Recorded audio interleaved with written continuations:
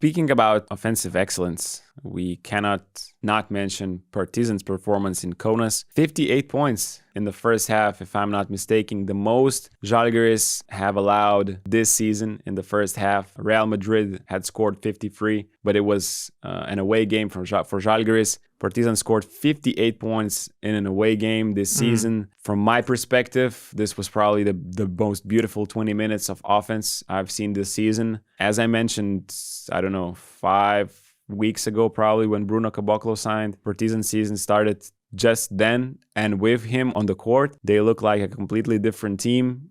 With Kevin Punter is back playing his best. Although that some of the shots he got against Žalgiris Kaunas were the easiest shots of the season for Kevin Punter, because Žalgiris were simply hedging not only Kevin but PG Dozier and James Nunnally in the pick and roll, and they were kind of doing that automatically. And Partizan simply attacked short roll pass, 4v3 situation immediately, pass, extra pass. Kevin Punter, James Nunnally making 3-pointers. Kevin Punter able to dribble the ball after catching it and even releasing it before a player comes to contest his shot. So that's not usual. But yeah, that's how your offense works, because PJ Dozier is playing amazingly the last 5 or 6 games on both sides of the court. But I would say his confidence in offense especially is showing. They were aggressive on the offensive glass as well. And it was really, Partizan's offense impressed me.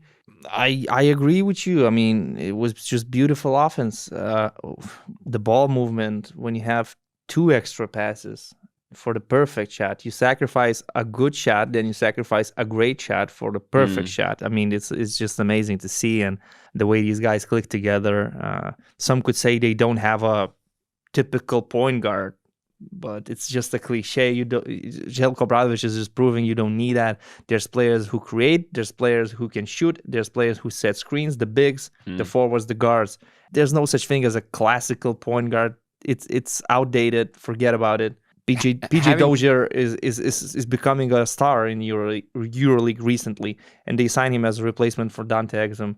And the way he's playing right now, I mean, he's a guy that I wouldn't be surprised to see getting a triple-double on some night if he's playing 32 35 minutes. Although that week, Cody Miller-McIntyre was really close to a triple-double. 2 rebounds. Shout out.